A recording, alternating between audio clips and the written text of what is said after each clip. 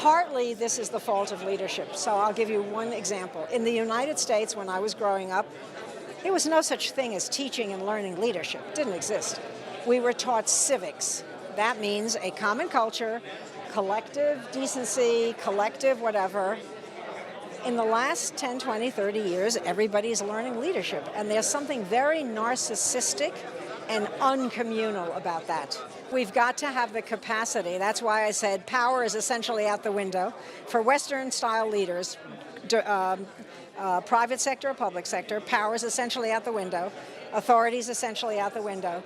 The capacity to exercise is the single most important leadership in Western leadership skill in Western liberal democracies. The capacity to persuade or influence people to go along of their own free will.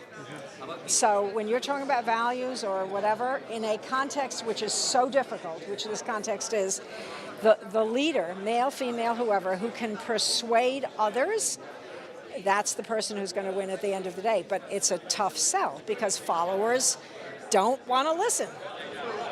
And that's what you're saying, and that one I understand. That's about who is going to be successful, but that's not necessarily the good leadership, because you were speaking about good leadership.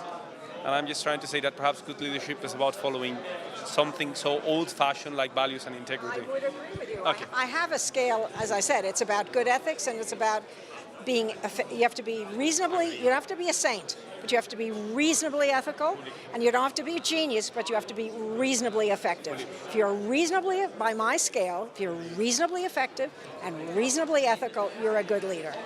If you're not, you're bad.